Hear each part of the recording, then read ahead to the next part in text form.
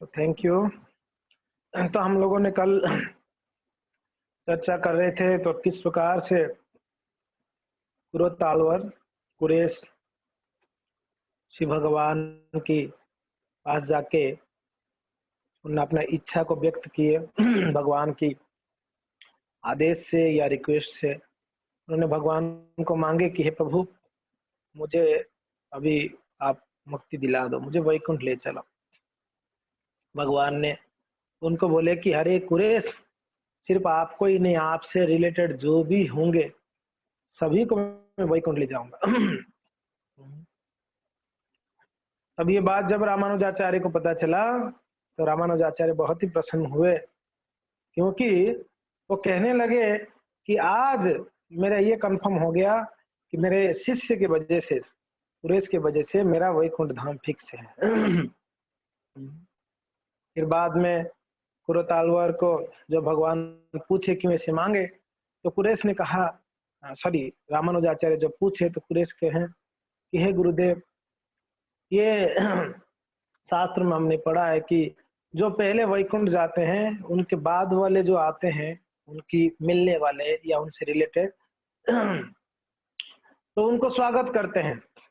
तो पहले आप जाके मेरा स्वागत करो, ये ठीक नहीं है, ये सभ्यता नहीं है, इसलिए मैं पहले जाऊंगा और आपको स्वागत करूंगा वहां पर। रामानुजाचार्य सुनकर बहुत ही प्रसन्न हुए। फिर धीरे धीरे कुरेश घर पे गए, रामानुजाचार्य का चरणों प्रक्षालन किए, उनका चरणामृत को पान किए। फिर भगवान का स्मरण करते हुए, गुरु का दर्शन स्मरण करते हुए उन्होंने अपना प्राण को त्यागे और सीधा वैकुंठ धाम को प्राप्त किए। और कुरेश जी का यह लीला समाप्त के बाद पूरा श्रीरंगम में जो है एक प्रकार का दुख का माहौल बन गया था पूरा श्रीरंगम में। बाद में श्रीपद रामानुजाचार्य का कुछ अंतिम उपदेशों का हम चर्चा कर रहे थे, तो उसको चर्चा करने से पहले कुछ और पास टाइम से श्रीपद रामानुजाचार्य का हम थोड़ा सा सुन के उनसे कुछ शिक्षा लेंगे। थोड़ा सा मैं श्रीरंगम के मंदिर के बारे में वापस बताऊंगा। वैसे आपको बताया था थोड़ा सा कि एक आलवर थे, वो आलवर ने कितने साल में, लगभग 80 साल में उन्होंने मंदिर को बनवाए थे, चोरी कर कर, खास करके। आपने वो याद किए हैं, याद रखे हैं, है कि नहीं, चोरी कर कर। तो थोड़ा सा श्रीरंगम की रंगनाथ जी का मंदिर के बारे में थोड़ा बताऊंगा मैं। तो मैंने बताया था कि रंगनाथ जी का मंदिर का 7 बाउंड्री है, बाउंड्री 7 है। जो पहला बाउंड्री है उसको सत्यलोक कहते हैं, पहला बाउंड्री को सत्यलोक कहा जाता है। दूसरी बाउंड्री को तपलोक कहा जाता है, तपलोक।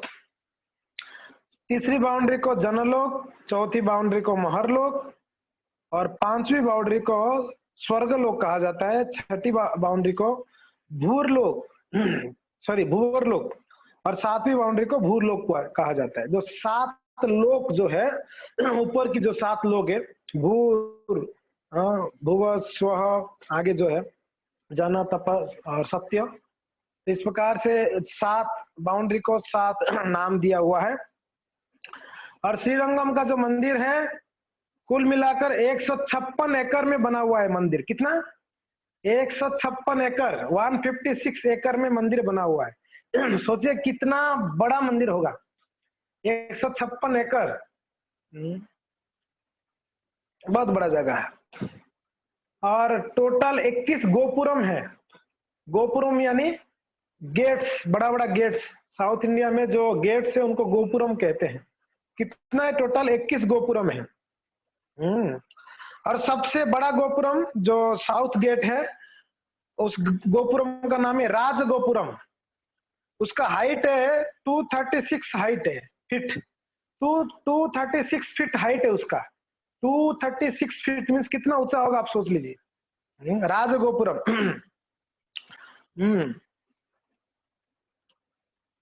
और रंगनाथ जी का विशेषता यह है, हमने आपको बताए थे श्री संप्रदाय में आलवर्ष हुए, जैसे हमारे गोस्वामी उनका वैसे आलवर्ष है। तो 12 आलवर्ष हुए उन लोगों का, श्री संप्रदाय का। रंगनाथ जी को 12 के 12 ऑलवर ने प्रार्थना किया है, ये विशेषता है रंगनाथ जी का। और ये 108 दिव्य देशम में से पहला दिव्य देशम है श्रीरंगम, पहला दिव्य देशम, पहला दिव्य देशम। और वर्णन आता है, अगर कोई सिर्फ श्रीरंगम जाने के लिए सिर्फ विचार करता है, सोचता है कि मुझे श्रीरंगम जानी है, कभी उसका विचार करने से ही आज तक का पाप उसका धुल जाती है। हरि बोल। सिर्फ आप मन में विचार करेंगे कि मुझे श्रीरंगम जानी है कभी, तो आपका सारा पाप धुल जाएगा, आज तक जितना पाप किए। कितना महिमा है श्रीरंगम का। यहाँ तक कि जो आलवर्स हैं, वो आलवर्स लोगों ने भगवान से प्रार्थना किए हैं कि हे प्रभु, हे रंगनाथ जी, हमका नेक्स्ट, अगर हमारा नेक्स्ट बर्थ कराएंगे तो प्लीज हमको श्रीरंगम में कराइएगा, हम श्रीरंगम में वापस आना चाहते हैं, ऐसे प्रार्थना की आलवर्स। तो आपको पता है, जब रामानुजाचार्य ने कांचीपुरम से श्रीरंगम आए, आपको याद है ना, कौन जाके लेके आए? बररंग, याद है ना आप लोगों को? बररंग, यमुनाचार्य के जो पुत्र थे बररंग, वो जाके लेके आए रामानुजाचार्य को। तो रामानुजाचार्य जब आए, उनको स्वागत करने के लिए स्वयं रंगनाथ जी गए थे, है कि नहीं? तब जब रामानुजाचार्य भगवान को देखे तो बोले, प्रभु आप ये एक नीच व्यक्ति को स्वागत करने के लिए आप आ गए बाहर मंदिर से? तो भगवान कहते, मैं जो कुछ ज्यादा कुछ कष्ट नहीं हुआ, आप तो बहुत लंबा दूर से आए हो, उसके सामने मेरा क्या, मैं तो मंदिर से बाहर तक ही आया बस, तो बहुत ज्यादा दूर थोड़ी चल के आया हूं मैं। भगवान ऐसे कहते हैं। तो कितने प्रिय होंगे रामानुजाचार्य भगवान को।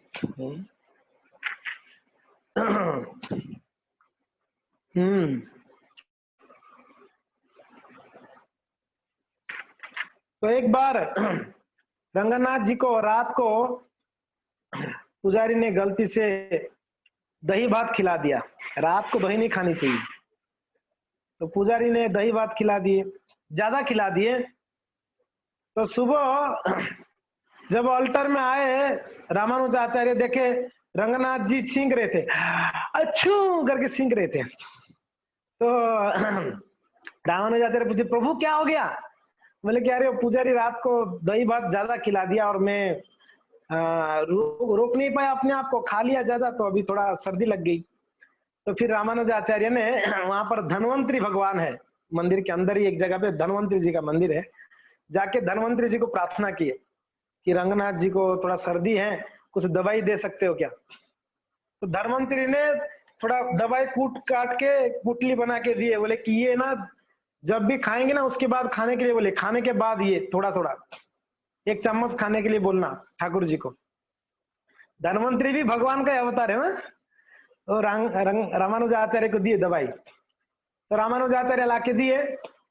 तो रंगनाथ जी बहुत प्रसन्न हो गए रामानुजाचार्य को, बोले कि हे रामानुज, बहुत अच्छा है, अभी मैं जी भर के खा सकता हूँ, कोई टेंशन नहीं है, बुखार आऊंगा तो दवाई मेरे पास है, बुखार आएगा तो दवाई खा लूंगा बस। तो तब से आज तक प्रथा है श्रीरंगम में, भगवान खाने के बाद वो दवाई को खाते हैं, अभी भी खाते हैं दवाई को रंगनाथ जी। तो वो प्रथा चालू किए, रामानुजाचार्य ने उसको चालू किए। धन्वंतरी भगवान हो गया।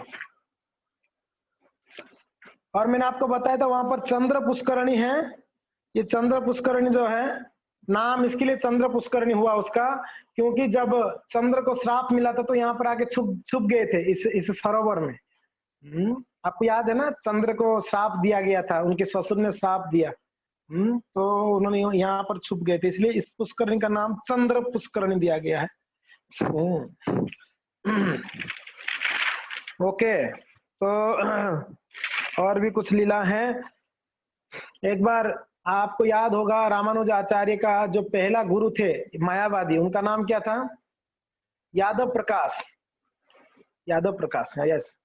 यादव प्रकाश ने जब दीक्षा नहीं लिए थे रामानुज से, तो एक बार भरद्वाज जी के सामने जाके प्रार्थना कर रहे थे कि हे भरद्वाज, मुझे सन्यास लेना है।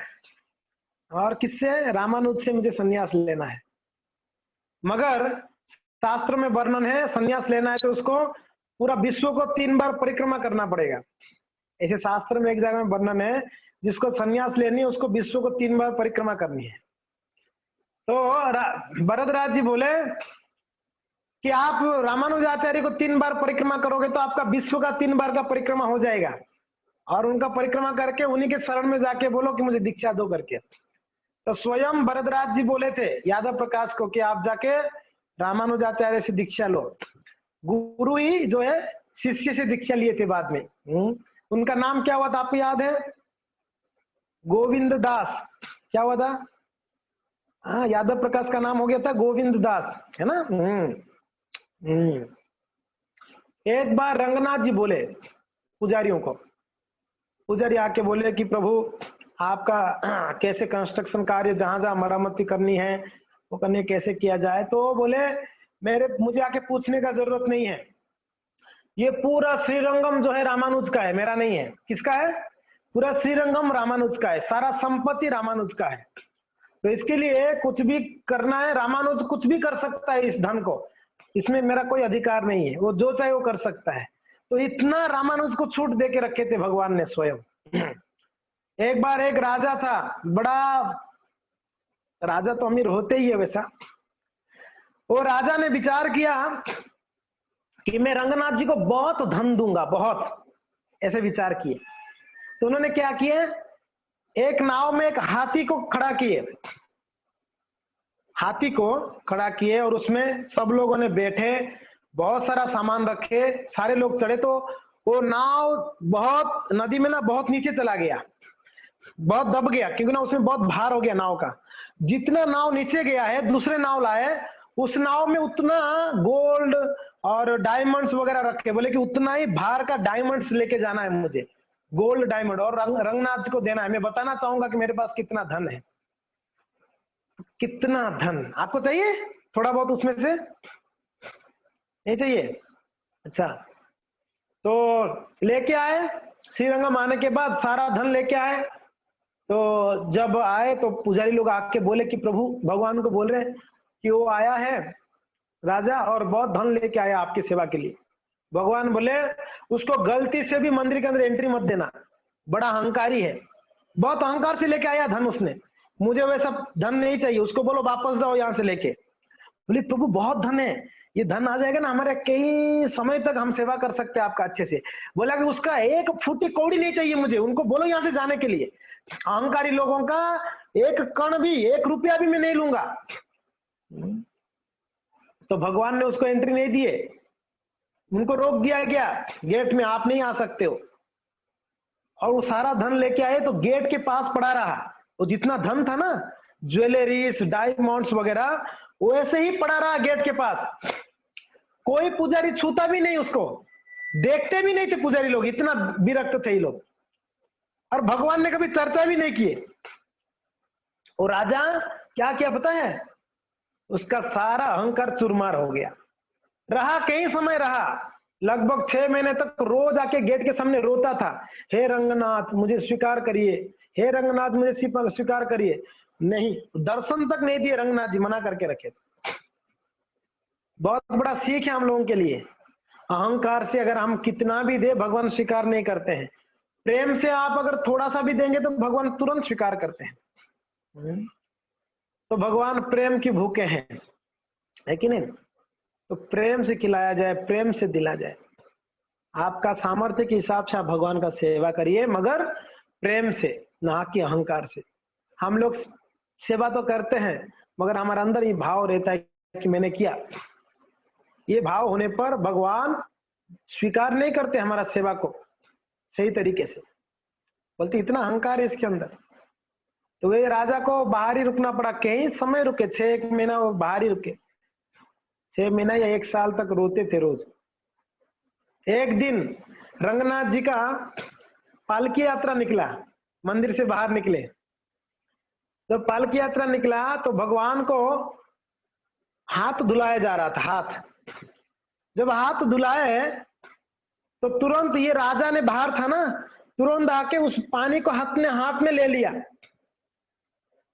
वहां पर एक होता है ना, हाथ धोने के बाद एक पात्र होता है, नीचे रखते हैं उसको, हाथ धोने के लिए नीचे एक पात्र है। तो एक्चुअली तुरंत पात्र लाके तुरंत रख दिया हाथ में ऐसा।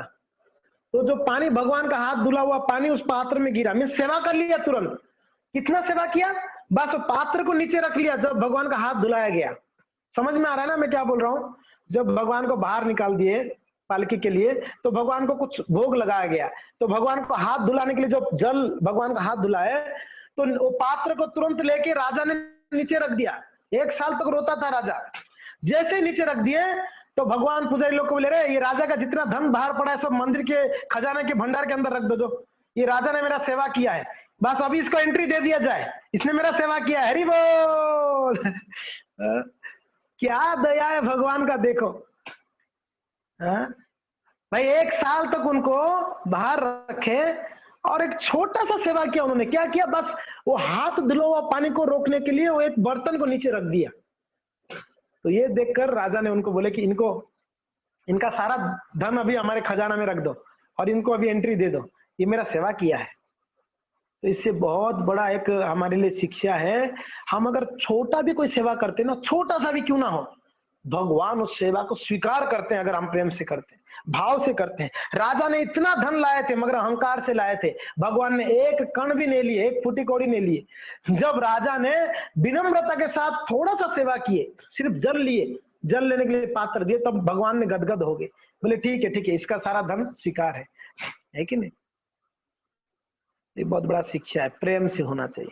हमारा शक्ति के हिसाब से, हमारा सामर्थ्य के हिसाब से भगवान का सेवा करनी चाहिए, मगर वो कैसे, विनम्रता के साथ, बड़े विनम्रता के साथ करनी चाहिए।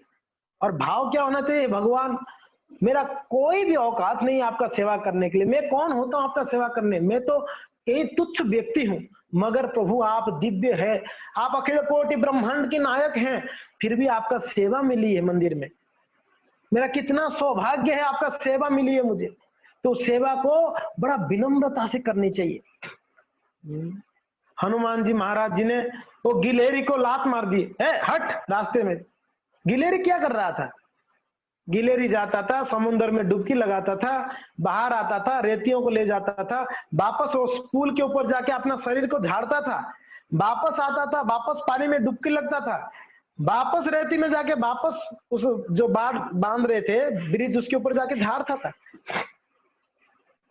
हनुमान जी बोले रास्ते से हट, पैर के नीचे आएगा तो कुचल जाएगा। भगवान राम रोक दिए, अरे हनुमान जी ऐसा मत बोलो, सेवा में है। बोले क्या सेवा कर रहा है ये? बोले कि हनुमान जी आपका शक्ति जितना है आप उतना शक्ति लगा रहे हो मेरे सेवा के लिए, वैसे गिलहरी का जितना शक्ति है उतना शक्ति लगा रहा है, वो अपना बुद्धि लगा रहा है, वो जा रहा है पानी में डुबकी लगा रहा है, फिर रेत को अपने शरीर पे लगा रहा है, फिर आके ब्रिज के ऊपर झाड़ रहा है अपने आप को, थोड़ा रेत गिरता है उसमें। तो बोले इतना, बोले कि इतना क्यों, तो क्या हुआ, इतना हुआ तो इतना भी मुझे लिए बहुत प्रिय, वो अपने शक्ति को पूरा लगाया है, वो छोटा जीव है उतना शक्ति लगाया, आप बड़े हो तो आपका उतना शक्ति। तो इसलिए हम जब सेवा भी करते हैं ना, हमारे सामर्थ्य के हिसाब से सेवा ले और भाव से करें, प्रेम से करें। भगवान की भाव क्या होनी चाहिए, भगवान का प्रसन्नता ही भाव होनी चाहिए, मान सम्मान की भाव नहीं, भगवान प्रसन्न हो जाए इसमें, वैष्णव प्रसन्न हो जाए इसमें, मुझे और कुछ नहीं चाहिए। महाप्रभु का भाव, ना धनम ना जन्म ना सुंदरिम कविता वां जगदीश कामये मम जन्मनि जन्मनीश्वरे भवता भक्ति रहे तुकीर त्वयि जन्म जन्मांतर। है प्रभु आपका भक्ति बने रहे, भक्ति प्राप्त होते रहे, भाव से भगवान का सेवा करनी चाहिए। तो यहाँ पर वो राजा को रंगनाथ जी ने स्वीकार किए, उनकी सेवा को स्वीकार किए रंगनाथ जी। जब यज्ञ मूर्ति आया था, कहां पर, कांचीपुरम में, याद है ना, मैं थोड़ा सा रिपीट कर रहा हूँ कुछ चीजें। यज्ञ मूर्ति करके बड़ा विद्वान व्यक्ति आया था कांचीपुरम में, और पता है कई दिनों तक रामानुजाचार्य के साथ तर्क किया था, आपको याद है ना। रामानुजाचार्य को लगा कि अभी मैं हारने वाला हूं, है ना, उनको लगा अभी मैं हारने वाला हूं, तो जाके भरद्वाज जी को प्रार्थना किए थे, तो भरद्वाज जी ने उनको कुछ श्लोक सिखाए थे, कुछ सीक्रेट श्लोक, बोले कि कल जब यज्ञ प्रकाश से मिलाओगे, यज्ञ मूर्ति से मिलोगे, उनको ये श्लोक बताना, वो हार जाएगा। स्वयं भगवान ने कुछ श्लोकों को सिखाए थे। रामानुजाचार्य इतना प्रिय है भगवान को। एक बार उनके गुरु जो अभी नहीं रहे, वैकुंठ चले गए थे, महापूर्ण, कौन, महापूर्ण, आप सबको याद है यमुनाचार्य रामानुजाचार्य का कितने गुरु हुए? कौन कौन हुए आज तक गुरु पता है? 3 4? हाँ? मैं गिनाता हूं, वापस गिनिएगा। पहला मायावादी गुरु यादव प्रकाश, दूसरा पथ प्रदर्शक गुरु कांचीपूर्ण, पथ प्रदर्शक गुरु उनको रास्ता दिखाया ना सेवा के लिए, कांचीपूर्ण, जिनको तिरुकोच्चि नंबी कहते हैं, तिरुकोच्चि नंबी, तमिल में तिरुकोच्चि नंबी, कांचीपूर्ण, कांचीपूर्ण। ये पथ प्रदर्शक गुरु थे ये रामानुजाचार्य का। तीसरे महापूर्ण, महापूर्ण ने उनको दीक्षा दिए थे, दीक्षा गुरु, और एक प्रकार के शिक्षा गुरु भी थे महापूर्ण।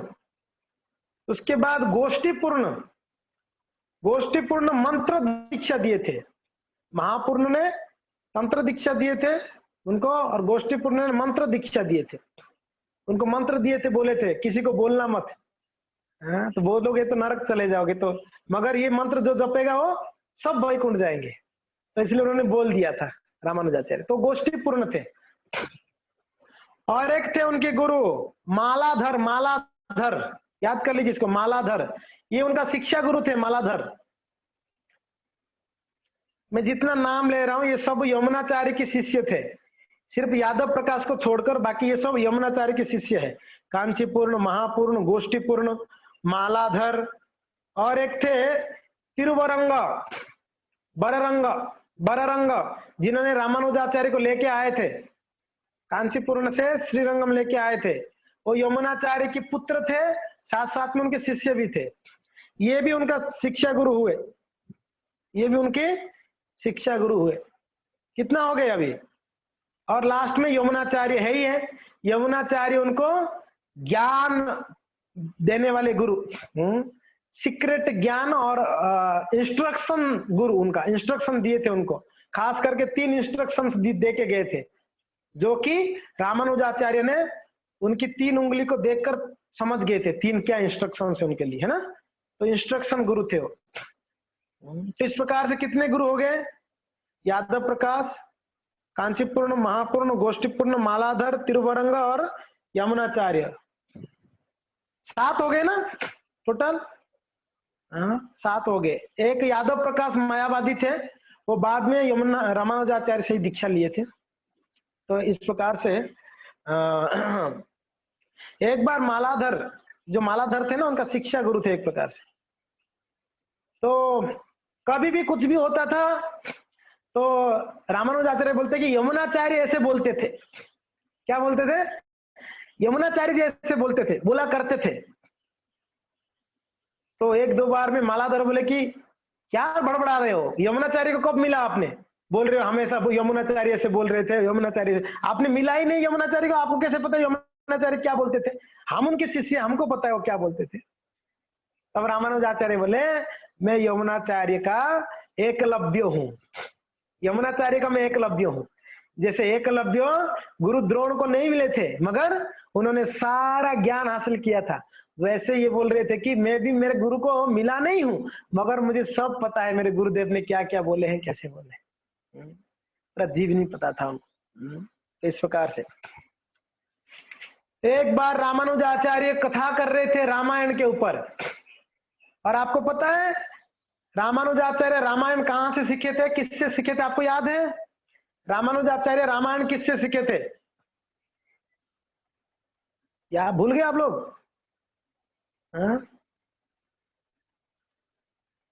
उनकी मामा का नाम क्या है रामानुजाचार्य का? हाँ जी, और एक गुरु में भूल गया, उनकी मामा भी उनके गुरु थे, उनकी मामा भी, हाँ श्री शैलपूर्ण। आप लोग भूल जाते हो, कैसे चलेगा? श्री शैलपूर्ण भी रामानुजाचार्य का एक प्रकार के शिक्षा गुरु थे, उनको कहीं कहीं शिक्षा दिए थे, आप इसको भी नोट कर लीजिए। श्री शैलपूर्ण उनके मामा थे, मामा। ये श्री शैलपूर्ण की 2 बहन थे, कांतिमती, दीप्तिमती। तो कांतिमती की बेटा रामानुजाचार्य थे, दीप्तिमती की बेटा गोविंद था, है ना, सही बात है ना। और ये जो श्री शैलपूर्ण है ना, उनकी दादाजी थे यमुनाचार्य, और ये यमुनाचार्य से दीक्षा भी लिए थे। यमुनाचार्य की पोते थे श्री शैलपूर्ण। यमुनाचार्य कौन थे? पोते पोते। और अभी मामा जी भी इनका गुरु हुए, यमुनाचार्य भी इनका गुरु हुए। समझ में आ रहा है ना मैं क्या बोल रहा हूँ? श्री शैलपूर्ण यमुनाचार्य का शिष्य भी थे और एक प्रकार से उनका पोते भी थे। और श्री शैलपूर्ण यमुनाचार्य से भी दीक्षा लिए थे, हाँ, उनका शिक्षा गुरु हुए। और श्री शैलपूर्ण ने नाथ मुनि से भी दीक्षा लिए थे। किनसे? नाथ मुनि। आपको याद है ना नाथ मुनि के बारे में? मैंने पहले क्लास में शायद बताया था नाथ मुनि के बारे में। हाँ, यस। तो इस प्रकार से श्री शैलपूर्ण से इन्होंने रामायण सीखा था। तो एक बार रामानुजाचार्य रामायण कह रहे थे और रामायण का वो प्रसंग कह रहे थे जिस समय रावण ने उनकी भाई विभीषण को बहुत अपमानित करते हुए, निंदा करते हुए उनके राज्य से बाहर निकाल दी। बोले आप मेरा खा रहे हो, मेरे राज्य में रह रहे हो और गुणगान राम का कर रहे हो, तो आप मेरे राज्य में मत रहो करके उनको राज्य से निकाल दिया गया। जब राज्य से निकाल दिए तो विभीषण के साथ और 4 लोग थे जो उनके साथ में आ गए। उस समय विभीषण ने उनकी पत्नी, उनके बच्चे, उनके घर, उनके द्वार सब छोड़कर आ गए। क्या विचार किए? मैं जाऊंगा तो सिर्फ एक ही संसार में जिनके शरण में जाऊंगा वो है कौन? प्रभु रामचंद्र की शरण में जाऊंगा। तो जब विभीषण आए सब छोड़कर, जैसे ही समुद्र पार करके आए वैसे सारे बंदर लोग बोले अरे कोई आ रहा है, कोई आ रहा है। तो किसी ने बोल दिया अरे ये रावण का भाई है। तो सारे बंदर लोग पत्थर उठा के मारने लगे विभीषण को, फटाफट फटाफट। ये कथा कर रहे थे रामानुजाचार्य ने और हनुमान जी आके रोके थे, अरे रुको रुको रुको। ये कथा जब कह रहे थे, एक भक्त थे, आपको याद है? धनुर्दास। कहां पर सुने थे आप धनुर्दास का नाम? सुने आप लोग? याद है धनुर्दास का नाम? उनकी पत्नी का नाम क्या था? हेमांबा, जो बेश्या थी। हेमांबा का पति थे धनुर्दास। आगे जाके महान भक्त हो गए धनुर्दास। तो धनुर्दास कथा सुन रहे थे। जैसे उन्होंने सुने विभीषण जी को सब लोग पत्थर से मारे, तब धनुर्दास एकदम रोने लगे जोर जोर से। बोले कि हे गुरुदेव, विभीषण ने सब कुछ छोड़ के आए भगवान की शरण लेने के लिए, फिर भी उनके साथ में ऐसे व्यवहार, उनको पत्थर से मारे। मैंने क्या छोड़ा जिंदगी में? कुछ भी नहीं छोड़ा। तो मुझे कितना पत्थर से मारनी चाहिए? मुझे कितना पीटनी चाहिए? मुझे कितना दंड मिलनी चाहिए? धनुर्दास अपना विनम्रता का व्यक्त कर रहे थे। क्या बोल रहे थे? विभीषण ने सब कुछ छोड़ के आए भगवान का शरण लेने, उनको इस प्रकार से स्वागत हुआ वहां पर इतना पत्थर से मारकर। मैंने तो कुछ भी नहीं किया था अभी तक, मैंने तो इतना नीच हूं। मैं तो, मेरा बैकग्राउंड देख के ही लगता है मैं कितना बदमाश हूं। हो, मुझे क्या दंड मिलना चाहिए? बहुत नीच हूं। तब रामानुजाचार्य कहते हैं कि हे धनुर्दास, थोड़ा धैर्य रखो, मैं आपको बताऊंगा कि हमारे परंपरा क्या है। बोले देखो, मेरे गुरु जो है वो यमुनाचार्य, वैसे मेरे गुरु जो है वो है महापूर्ण है। महापूर्ण के गुरु यमुनाचार्य हुए और यमुनाचार्य के गुरु आलवर्ष लोग जो है। तो हमको पता है यमुनाचार्य जी वैकुंठ प्राप्ति किए हैं। उनके शिष्य महापूर्ण जो मेरे गुरु है वो भी वैकुंठ प्राप्ति किए हैं। अभी उनका शिष्य मैं हूं, मैं एक प्रामाणिक परंपरा में जुड़ा हूं, इसके लिए ये गारंटी है कि मैं भी वैकुंठ प्राप्त करूंगा। कितना गारंटी था उनको। आप लोग को किसी को गारंटी है वैकुंठ जाओगे आप लोग? हाथ उठाओ, किसको किसको गारंटी है वैकुंठ जाओगे आप लोग? हाँ, कुछ लोग को गारंटी है, हाथ उठा दे। कितने लोग शंका में है? मैं आपको क्लियर करता हूं, विश्वास ही नहीं है तो क्या वैकुंठ जाएंगे आप लोग? अभी तक विश्वास नहीं, वैकुंठ शायद मैं लायक नहीं, वैकुंठ जा नहीं पाऊंगा। अरे बाबा, आप वैकुंठ पूरा जा सकते हो क्योंकि ना आप परंपरा से जुड़ गए हो। श्रील प्रभुपाद जी वैकुंठ गए, भक्ति सिद्धांत सरस्वती ठाकुर वैकुंठ ने, हमारा लोक गोलोक वृंदावन है। भक्ति विनोद ठाकुर गोलोक गए हैं, उनके शिष्य गोलोक गए, उनके शिष्य गोलोक गए, प्रभुपाद जी गोलोक गए हैं और उनके शिष्य लोग भी गोलोक जा रहे हैं। तो क्या हम गोलोक नहीं जा पाएंगे? जा पाएंगे नहीं जा पाएंगे? अगर नहीं जा पाएंगे, अगर बोल रहे हो तो अभी तक हमारे आचार्यों के प्रति हमारा श्रद्धा विश्वास नहीं है, दृढ़ दृढ़ विश्वास नहीं है, डाउट है अभी तक हमारा, पता नहीं होगा कि नहीं होगा। हाँ, क्यों मन में शंका है पता है, मैं बताता हूँ। मन में शंका है, मैं मेरे गुरु का आदेश को पूर्ण रूप से पालन नहीं कर पा रहा हूं, इसलिए मैं लायक नहीं हूं अभी तक। ये कारण हो सकता है कि मन में ये एक शंका है कि मैं तो मेरे गुरु का पूरा पूरा आदेश पालन नहीं कर रहा हूं। मगर रामानुजाचार्य कह रहे थे कि मैं मेरे गुरु का पूरा पूरा आदेश को पालन किया है, वैसे ही आप लोग मेरा पूरा पूरा आदेश को पालन करोगे तो आप लोग भी वैकुंठ जा सकते हो, रामानुजाचार्य कहे। तब धनुर्दास बहुत प्रसन्न भी हुए और रामानुजाचार्य के चरण पकड़कर रोने लगे कि मैं कहाँ पड़ा हुआ था, एक मल के कीड़ा की जैसा मुझे आपने क्या बना दिया आपने। एक कोयला को आपने, एक अंगार, अंगार होता है ना, लकड़ी जल जाता है तो जब रह जाते हैं उसको अंगार कहते हैं या कोयला कहते हैं, अंगार कहते हैं आप लोग ना। अंगार का क्या काम है, वैसे भी काला है। अंगार को हाथ में लोगे तो काला, अंगार को दीवार में चलाओगे तो काला, जहां रखोगे वो जगह काला हो जाएगा। और कहते हैं धनुर्दास, मैं एक अंगार हूं, मेरा जीवन पूरा काला है, मैं बहुत पाप किया हूं, मेरा जीवन भर मैंने पाप किया हूं, मेरा जीवन पूरा अंधकारमय है, काला है। मगर है गुरुदेव, आपका कृपा जब हुई, मैं अंगार से क्या बन गया, अभी हीरा बन गया है। अंगार को आपने हीरा में ट्रांसफर कर दिया है आपकी कृपा से। मेरा कोई वैल्यू नहीं था, आज आपने मेरा वैल्यू क्यों कर दिया, मुझे भगवान की सेवा में लगा दिया आपने ठाकुर जी का। और वैष्णव ऐसे होते हैं, पारसमणि के जैसे होते हैं वैष्णव। पारसमणि पता है, पारसमणि को जिसी के साथ भी स्पर्श करोगे लोहा के साथ, वो लोहा सोना हो जाता है, सोना, पारसमणि। वैसे वैष्णव है, वैष्णव जब किन्हीं की संसर्ग में आते हैं, किन्हीं की संपर्क में आते हैं, वो व्यक्ति भी वैष्णव हो जाता है, वो व्यक्ति भी हीरा हो जाता है, वो व्यक्ति भी शुद्ध भक्त बन जाता है, वो व्यक्ति भी क्वालिफाइड हो जाता है भगवत धाम जाने के लिए। ये वैष्णवों का क्वालिफिकेशन है, गुण है, पारसमणि जैसा है। और जिनके संग में आते हैं उनको शुद्ध कर देते हैं। गंगार परस पाइले पाश्चाते पावन, दर्शन पवित्र करो यही तो मार्गुण। क्या कह रहे हैं, गंगार परस पाइले पाश्चाते पावन।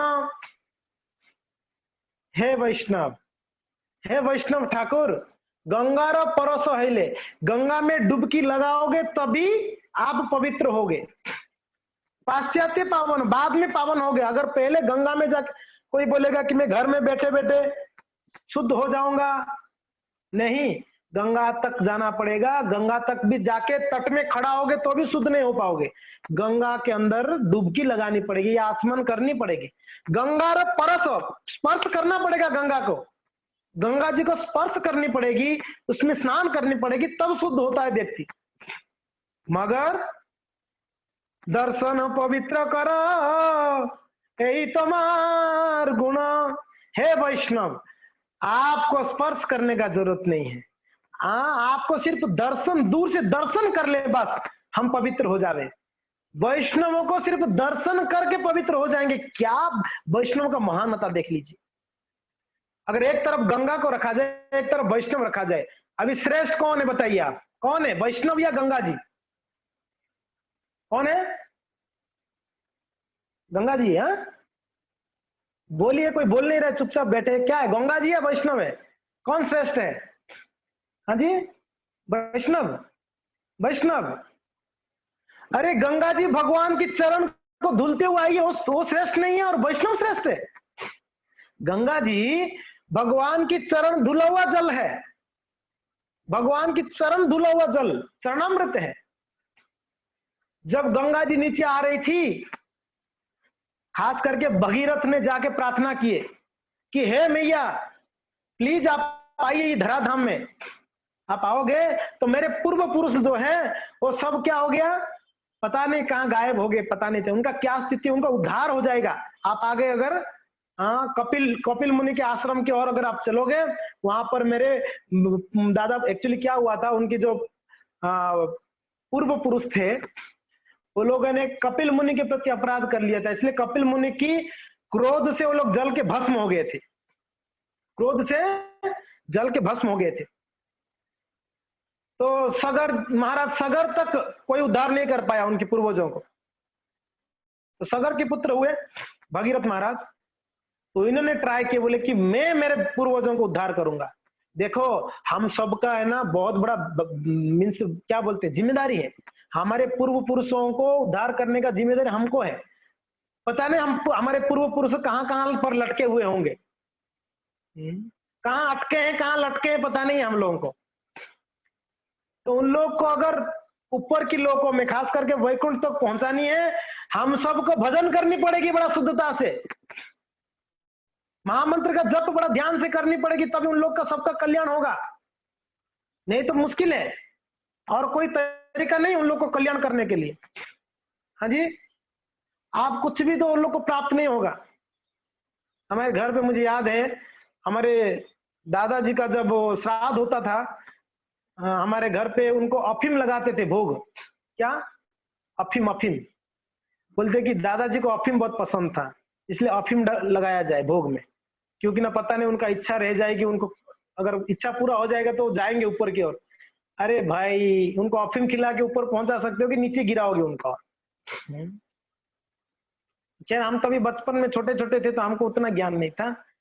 ये सब करने से नहीं, वो हमारे जो दादाजी थे, वो उनको दारू अच्छा लगता था, तो दारू भोग लगाओ उनको उनकी श्राद्ध में, और नरक जाएंगे। दारू भोग लगाना, अफीम भोग लगाना। उनको प्याजी बड़ा अच्छा लगता है, तो प्याजी बड़ा लगाएंगे, प्याज का बड़ा पसंद है तो वो लगा देंगे। तो ये सब में तो नरक जाएंगे ना। क्या करने से उनका उद्धार होगा? भजन साधन कर, उनके लिए नाम जप कर।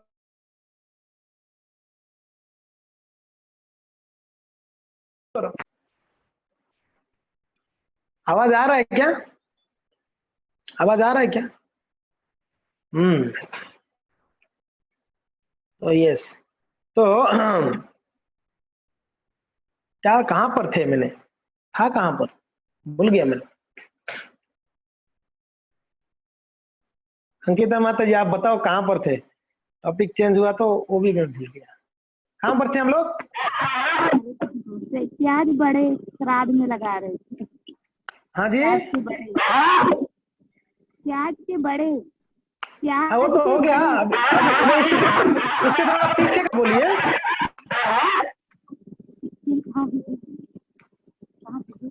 क्या चर्चा हो रही थी?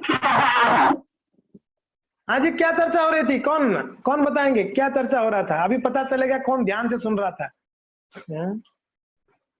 प्रीति माता जी, मोटो। हाँ प्रीति माता जी, कहां पर थे हम लोग?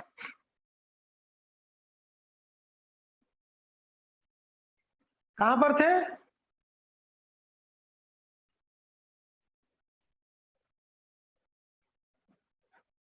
कौन बताएगा? प्रीति माता जी, मैं आपको अनम्यूट किया।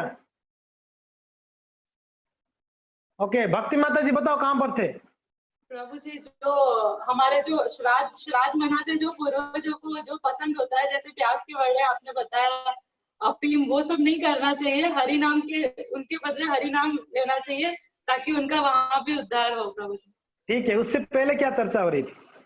उससे पहले प्रभु जी, गंगा मैया और वैष्णव में से कौन श्रेष्ठ है प्रभु जी?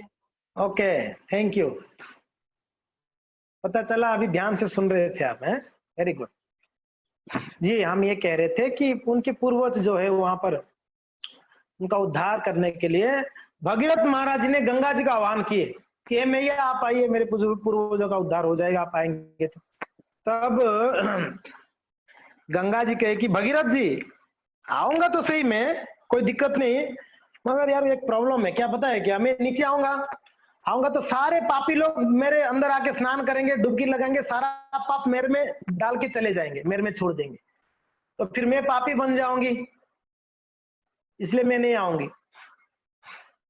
क्या बोले? सारे पापी आएंगे, स्नान करेंगे, अपना पाप मेरे में छोड़ के चले जाएंगे, तो मैं पापी हो जाऊंगी, मैं आऊंगी नहीं। तो भगीरथ महाराज बोले कि मैया क्या बात कर रहे, आपके अंदर जो पापी आके स्नान करेंगे तो पाप तो छोड़ के जाएंगे। जब एक महात्मा आके स्नान करेगा, कोई साधु, सारा पाप को उड़ा देगा, धुल देगा आपका। तो करोड़ों पापी आके डुबकी लगाएंगे, जितना पाप छोड़ के जाएंगे। एक साधु आके अगर डुबकी लगा लिया, सारा पाप धुल जाएगा आपका। तो इसलिए चिंता मत करो, आप आ जाओ। तब गंगा मैया बोलेगी चलो ठीक है, मगर दूसरा एक प्रॉब्लम है। लेकिन क्या? मैं आऊंगी, मगर मैं ऊपर की लोग से जब नीचे आऊंगी ना बेटा, इतना तेजी से आऊंगी, मेरा फोर्स बहुत ज्यादा रहेगा। तो मैं जब भूलोक तक आऊंगी ना, मेरा तेज इतना रहेगा कि मैं भूलोक को फाड़ के नीचे पाताल की ओर चले जाऊंगी। कोई फायदा नहीं होगा आपका पूर्वजों का, क्योंकि ना मैं बह ही नहीं पाऊंगी, मैं भूलोक में रह ही नहीं पाऊंगी, मेरा तेज को कोई धारण नहीं कर पाएगा, भूदेवी मुझे धारण नहीं कर पाएगी, मेरा इतना तेज है। तब क्या करें मैया? बोले एक उपाय है, जाके भगवान महादेव को पूछो, वो अगर कुछ कर सकते हैं क्या। क्योंकि ना जब जब संकट आता है तब तब महादेव जी बड़ा मदद करते हैं, तो कर सकते हैं कुछ। तो महादेव जी के चरण में जाके प्रार्थना किए भगीरथ जी महाराज। महादेव को कहले महादेव जी थोड़ा दया, मैया आना चाहती है मगर उनको धारण करेगा कौन? तो महादेव जी बोले कि बताओ क्या करना है। बोले कि आपको उनको अपने सर पे लेके धारण करना है। सुन के ही महादेव गदगद हो गए, बोले अरे इतना बड़ा सौभाग्य दे रहे हो आप मुझे, भगवान का चरण धुला हुआ जल को मुझे सर में धारण करने का मौका दे रहे हो। अरे थैंक यू भागीरथी, बिल्कुल मैं रेडी हूं इस काम के लिए, बुलाओ गंगा जी को, मैं उसको धारण करूंगा। तो गंगा जी जब आई, बड़ा तेजी से आई गंगा जी, बहुत फास्ट में आई। जब आई, महादेव जी ने अपनी जटा को ऐसे बिखारे, पूरा बिखार कर पूरा गंगा जी को लेके लपेट कर अपने जटा में बांध के रख लिए, गंगा जी को जटा में रख दिए। भागीरथ जी बोले गंगा जी आई नहीं क्यों? वापस गए कैलाश में। वापस कैलाश में गए, बोले प्रभु किधर है गंगा जी? बोले कि मेरे जटा में है। बोले कि मेरे प्रभु जटा के लिए नहीं बुलाया था, थोड़ा नीचे की लोक में छोड़ोगे तो मेरे पूर्वजों का उद्धार होगा, आप जटा में बांध के रखोगे तो क्या होगा? तो महादेव जी ने चलो ठीक है। फिर महादेव जी की जटा से गंगा जी फिर बहते हुए इस लोक में, कैलाश से बहते बहते बहते बहते मानसरोवर होते हुए गंगा जी कहां पर आ गई? बद्रिकाश्रम आई। बद्रिकाश्रम से चलते चलते हरिद्वार आई। हरिद्वार से चलते चलते हस्तिनापुर होते होते पूरा भारत को कवर करते करते करते गंगा सागर में जाके बंगाल में मिली। गंगा मैया की पूरा भारतवर्ष को पवित्र कर रही है गंगा जी, मगर गंगा जी में डुबकी लगाओगे तो पवित्र होगे, संतों को दर्शन करके पवित्र हो जाओगे, इतना उन लोग के अंदर शक्ति है। तो ऐसा है। तो धनुर्दास को रामानुजाचार्य कहे, धनुर्दास आप चिंता मत करो, आप हूबहू मेरे आदेशों को, उपदेशों को अगर पालन कर रहे हो आप जरूर श्री भगवान के वैकुंठ लोक को प्राप्त करोगे। तो ये धनुर्दास का विनम्रता था, ये धनुर्दास जी का अपना नम्रता थी। एक बार श्रील प्रभुपाद जी को भागवत क्लास हो रही थी। आपको आवाज आ रहा है? जब किसको किसको जमाई आती है, मुझे लगता है मेरा आवाज नहीं जाता होगा आप लोग के पास। हाँ, तो मुझे लगा थोड़ा आवाज ब्रेक हो रहा है क्या, नींद क्यों आ रही है? मैं आपको नहीं बोल रहा हूँ माता जी, आप चिंता मत करिए, मैं दूसरों को बोल रहा हूँ। हाँ, तो यस, हम ये कह रहे थे कि एक बार श्रील प्रभुपाद जी क्लास में एक उनके शिष्य ने प्रश्न किया, श्रील प्रभुपाद हमने बड़े बड़े महात्माओं के बारे में, संतों के बारे में, साधुओं के बारे में, भक्तों के बारे में सुन रहे हैं आपसे, बहुत महान, जैसे हमने रामानुजाचार्य के उनके शिष्यों के बारे में सुन रहे हैं कई दिनों से, हमको लग रहा है कि क्या वैष्णव थे ये लोग, पता नहीं हम कब ऐसे हो पाएंगे, उनके जैसा थोड़ा भी कब हो पाएंगे हम, है ना?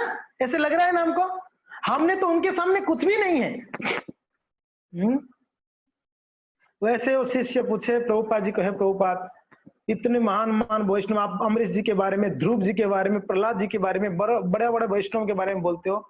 हम तो उतना भक्ति नहीं किए, उतना डेडिकेशन नहीं है कि प्रभुपाद जी हमारा कैसे उद्धार होगा, हम तो फिर नहीं जा पाएंगे वैकुंठ में। प्रभुपाद जी बोले कि आप बस एक काम करना, क्या, सब ध्यान ध्यान से सुनिएगा प्रभुपाद जी क्या बोले, एक काम करना, मेरा धोती को पकड़ के रखना।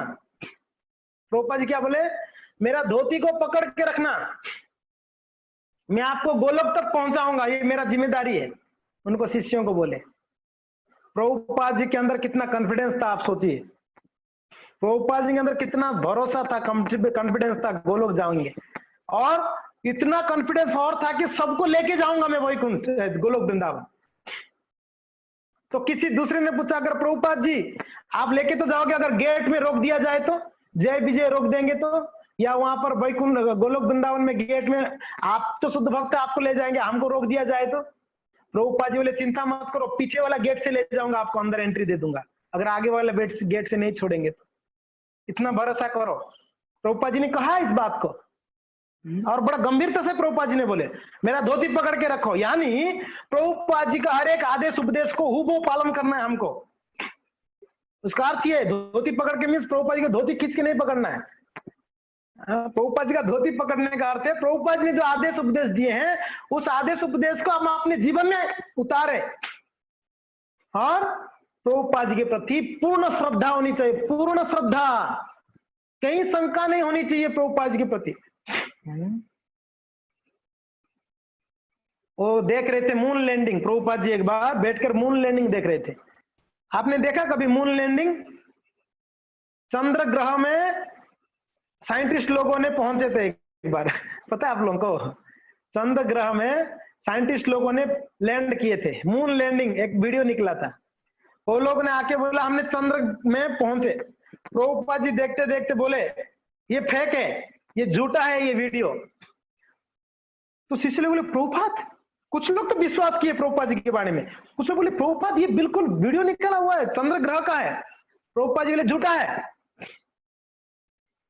बाद में पता चला कई दिनों के बाद ये झूठा वीडियो है, कोई मून में नहीं गए थे। तो प्रभुपाद जी जानते हैं सब कुछ, भरोसा रखे।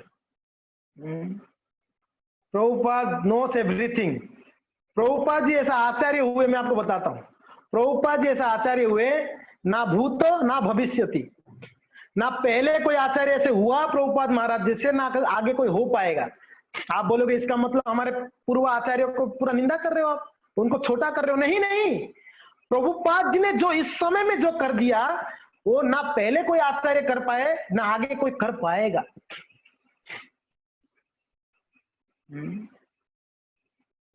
महाप्रभु ने तो बोल दिए, पृथ्वी ते अच्छे जाते नगर आदि ग्राम, सर्वत्र सर्वत्र प्रचार होइबे मोर नाम। महाप्रभु ने बोला इस बात को, विश्वास ही नहीं हो पा रहा था।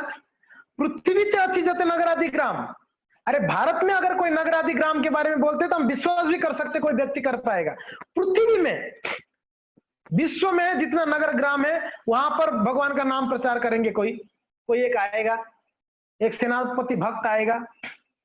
प्रभुपाद जी तभी इस गृहस्थ थे, उन्होंने बोला एक बार उनके गुरु भाई को, मैं जानता हूं भक्ति सिद्धांत सरस्वती ठाकुर का एक प्रामाणिक शिष्य पूरा विश्व में हरि नाम का प्रचार करेगा।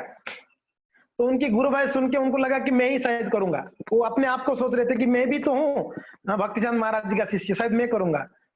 मगर प्रभुपाद जी बोले कि एक मूर्ख शिष्य ने करेगा, भक्ति सिद्धांत सरस्वती ठाकुर का एक मूर्ख शिष्य ने करेगा। वो मूर्ख शिष्य कौन है? आप जरूर नहीं है आप नहीं है वो मूर्ख शिष्य करके बोले। बाद में उनको पता चला, उनको गुरु भाई को, जो प्रभुपाद जी ने विदेश से कई सारे शिष्यों को बना के लेके आए थे भारत में, तब तो पता चला अरे भाई यही करके दिखाया, विश्व में सबको प्रचार करके हरिनाम दे के भक्त बनाए। तो महाप्रभु का वाणी को पूरा विश्व में फैलाने वाला कोई है तो वो सिर्फ प्रभुपाद महाराज है। पूरा विश्वास होनी चाहिए प्रभुपाद जी। तो इस प्रकार से रामानुजाचार्य एक बार, खैर कुरतालवर ने वैकुंठ चले गए, कल चले गए ना कुरतालवर वैकुंठ। रामानुजाचार्य एक बार देखे एक गूंगा और एक बहरा रास्ते में जा रहे थे, उनको बुलाया, उनको लेके आए हाथ पकड़कर, गूंगा बहरा को कमरे में अंदर लेके गए रामानुजाचार्य, और उनको देखे कुरतालवर कुरेश बाहर से देख रहे थे, तो अंदर लेके गए।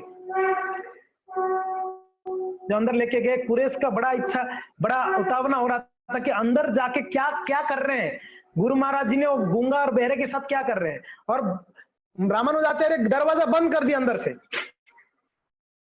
अंदर से गूंगा बहरा को अंदर लेके गए और दरवाजा बंद कर दिए। तो कुरतालवर ने जाके खिड़की में थोड़ा एक छोटा सा गैप होता है ना, दोनों खिड़की जब बंद होता है बीच में, उस गैप से देख रहे थे। तो रामानुजाचार्य गूंगा बहरा को बोल रहे हैं, मेरे चरण का शरण लो। क्या बोल रहे थे? ऐसे दिखा रहे थे अपने चरण को और बोलते यहाँ शरण लो, आप लोग का और कोई उपाय नहीं है मुक्ति के लिए, मेरा शरण लो, मैं आपको मुक्ति दिलाऊंगा। बाहर से कुरैश ये देखते हुए बेहोश हो गए, गदगद होते हुए, बोले कि अरे क्या सौभाग्य उन लोगों का, उन लोगों को घर पे बुला के बोलते मैं आपको मुक्ति दूंगा, मेरे शरण लो करके। तो जो ये से महान आचार्य होते हैं उनका कॉन्फिडेंस होता है। देखो ना, गल्लम्मा के बारे में याद है ना, गल्लम्मा याद है, भूल गए? तिरुपति में श्री शैल में गल्लम्मा थे ना, गल्लम्मा जो दूध और छाछ देती थी रामानुजाचार्य के लिए, आके पैसा मांगी थी ना, उनके शिष्य लोग बोल रहे अरे मैया तू पैसा मांग रही है, रामानुजाचार्य तेरे को मुक्ति दिला सकते, तू पैसा मांग रही है? तो बोले मुक्ति दिला सकते? बोला हाँ। तो रामानुजाचार्य जब निकले बोलते कि रामानुजाचार्य जी मुझे मुक्ति दोगे क्या? बोले कि अरे मैया मैं मुक्ति दे नहीं सकता, मुक्ति देने वाला मुकुंद है, वो बालाजी है, वेंकटेश्वर है, श्रीनिवास है, उनको जाके मांगो वो दे देंगे मुक्ति। गोल्लम्मा बोलती है वो जाके मांगूंगी मगर रिकमेंडेशन दो ना आप, नहीं तो पहचानेंगे नहीं मुझे। तो रामानुजाचार्य बोले क्या रिकमेंडेशन चाहिए? बोले आप एक लेटर में लिख के साइन करके दो, मैं जाके दिखाऊंगी ठाकुर जी को। तो रामानुजाचार्य एक लेटर लिखे कि हे वेंकटेश, हे श्रीनिवास, ये गोल्लम्मा को प्लीज वैकुंठ भेज देना। नीचे साइन किए रामानुजाचार्य, लेटर दिए। तो गोल्लम्मा आके वेंकटेश के पास बोल रहे कि प्रभु मुक्ति चाहिए। तो भगवान कुछ बोले नहीं, बोले मुझे पता था आपको डाउट होगा ये किसकी रिकमेंडेशन लेके आई करके, बड़ा व्यक्ति से रिकमेंडेशन आया हुआ है, ये लीजिए लेटर दिया हुआ है। तो जब भगवान को दिखाई तो रामानुजाचार्य का साइन देखे भगवान, बोले ठीक है तेरा मुक्ति हो गया, जा, रामानुज बोल दिया तो अभी तेरा मुक्ति हो गया। तो गोल्लम्मा बाहर आके शरीर छोड़ दी और वैकुंठ धाम चले गए गोल्लम्मा। अभी भी वो जगह है तिरुपति बालाजी में, गोल्ला मंडपम, आप मंदिर के सामने जगह है, वहां वो माता जी शरीर छोड़ी थी, गोल्ला मंडपम। तो यस, इस प्रकार से श्रीपाद रामानुजाचार्य जो है वो दो गूंगा और बेरा को बोले थे मेरा शरण लो, मैं आपको उद्धार करूंगा। तो इस प्रकार से रामानुजाचार्य जो है उनके शिष्यों को इंस्ट्रक्शंस उनको पता चला रामानुजाचार्य को कि अभी मुझे शरीर छोड़नी है। तो उनके शिष्य लोग बोले कि गुरुदेव आप प्लीज कम से कम 3 दिन रुक जाइए, आपका संग हमको 3 दिन दीजिए, आपका आदेश उपदेश हमको 3 दिन तक दीजिए। तो रामानुजाचार्य ने और 3 दिन रुक गए और उस 3 दिन के दौरान में रामानुजाचार्य कई सारे इंस्ट्रक्शंस दिए। तो हमने कुछ इंस्ट्रक्शंस कल चर्चा किए थे। सर्वप्रथम आप लोग को याद है कल मैंने कुछ 6 इंस्ट्रक्शंस बताया हूं। सर्वप्रथम कि हर एक वैष्णव को जितना मुझे रेस्पेक्ट और प्रेम कर रहे हो, रेस्पेक्ट दे रहे हो, उतना ही रेस्पेक्ट सबको देना, भले वो छोटा हो, बड़ा हो, मध्यम हो, कोई भी हो। आप में से कितना लोग उच्च कोटि के वैष्णव है? अरे एक भी हाथ नहीं उठा रहे हो? एक है, प्रीति माता जी एक है, और कोई है? वो दादी सा है, और कोई है क्या? और कोई हाथ नहीं उठ रहा? अच्छा, कभी कभी हमारे मन में भ्रांत धारणा है, हमारे मन में ना भ्रम है। कौन सा भ्रम पता है? मैं दीक्षा ले लिया, अभी मैं पहुंच गया कहाँ? मध्यम स्तर में पहुंच गया, बस थोड़ा ही टाइम बचा हुआ है शुद्ध भक्ति के लिए। ये बहुत बड़ा भ्रम है हम लोगों के मन में। दीक्षा के लेने के बाद हम सोच लेते मैं शुद्ध भक्त बिल्कुल होने ही वाला हूं, अभी हो गया समझ लो, मैं मध्यम वैष्णव हूं। मैं कल परसों आप लोग को आईना दिखाऊंगा, आप लोग आईना देखना अपना, कल या परसों में आईना दिखाऊंगा आप लोगों को। अपना अपना आईना देखना है चेहरा को कि हम कौन सी स्तर पे हैं, एकदम पता चल जाएगा मैं कौन से स्तर पे हूँ। मैं आईना दिखाऊंगा आप लोगों को, ठीक है? तो वेट करिए, कल या परसों दिखाऊंगा आईना आपको। जो जो सोच रहे हैं हम थोड़ा हाँ वरिष्ठ हो गए हैं तो उन लोग के लिए आईना है। तो खैर रामानुजाचार्य कहते हैं हर एक वैष्णव को सम्मान उतना ही दो जितना मुझे करते हो। दूसरा, पूरा हमारे आचार्य के प्रति श्रद्धा और विश्वास होनी चाहिए, फुल फेथ इन आचार्यस, हमारे आचार्यों के ऊपर पूरा श्रद्धा होनी चाहिए। दूसरा है कि नहीं? तीसरा क्या बोले थे? इंद्रियों की बस में नहीं आना है कभी, इंद्रियों की बस में कभी नहीं आना है। क्या करना है? इंद्रियों को अपनी बस में करना है, इंद्रियों को अपने बस में करना है। चौथा क्या बोले थे कि सिर्फ भौतिक पढ़ाई से संतुष्ट मत होना, सिर्फ भौतिक पढ़ाई से संतुष्ट मत होना। मैं सोच रहा था हम लोग इतने पढ़े लिखे हैं, पढ़े लिखे मूर्ख हैं, हम हर जगह पे आप देखो, रास्ते में, रोड में, बाजार में, दुकानों में, ऑफिस में, कुत्ते भेड़ी जैसे लाइन लगाते हैं, धक्का मुक्का करते हैं। कोई ट्रेनों में आप देखो, बसों में देखो, फ्लाइटों में देखो, एकदम कुत्ता बिल्ली जैसा धक्का मुक्का कर रहे हैं, जानवर जैसा। पढ़े लिखे जानवर हम लोग सब, पढ़े लिखे, बहुत पढ़े लिखे है ना। मैं एक विचार कर रहा था कल चींटियों के बारे में। चींटी कितना छोटा जीव है, कितना छोटा जीव है चींटी, बहुत छोटा है ना। कभी आप लोगों ने चींटी को देखा है? अगर कहीं मिठाई रहती है ना, मिठाई, चींटी लोगों ने बिल्कुल एकदम लाइन से जाएंगे, कोई धक्का मुक्की नहीं करेंगे। आप देखा कभी चींटियों को? देखा है आप लोगों ने? कोई धक्का मुक्का करते हैं चींटी लोग अपने आप में? नहीं, बिल्कुल लाइन में। कोई चींटी ये नहीं सोचता मैं पहले जाके ले लूं मिठाई को, लाइन एकदम लगा के चलते हैं। और कितना बड़ा बड़ा लाइन रहता है पता है क्या? हाँ, बहुत लंबा लंबा लाइन रहता है, कोई चींटी भी लाइन क्रॉस करके नहीं जाती है। कितना लोग देखे चींटियों की लाइन को? देखा? सब देखे होंगे भाई। और पता है दूसरा बात, एक ही घर में कई लाखों चींटी रहते हैं, लाखों चींटी एक घर में इकट्ठा। सर्वप्रथम मैं कह रहा हूं, लाइन तोड़ते नहीं है ये लोग, बिल्कुल सिस्टमेटिक में जाते हैं, चलते चलते, कोई घाई नहीं है। दूसरा, एक ही घर में लाखों लोग रहते हैं, मिल बांट के रहते हैं। तीसरा, जो भी खाना आता है ना, जो भी लेके आते हैं उसको मिल बांट के खाते हैं, अकेला कोई नहीं खाता है, मिल बांट के खाते हैं आपस में। जितने लोग रहेंगे उतना मिल बांट के खाएंगे। तो हम सोच रहे थे, हम लोग चींटी से भी गए गुजरे हैं, हम लोग चींटी से भी गए गुजरे हैं। चींटी कौन सा डिग्री डिप्लोमा किया बताइए? चींटी कोई डिग्री डिप्लोमा किया है? डॉक्टरेट किया है क्या चींटी ने? कौन सा इंजीनियरिंग किया चींटी ने? इंजीनियरिंग किया है। फिर भी उसको पता है मर्यादा नहीं लांघती है चींटी कभी। मगर हम बेवकूफ लोग देखो, हर जगह में मर्यादा को लांघते हैं, हर जगह पे, पढ़े लिखे बेवकूफ।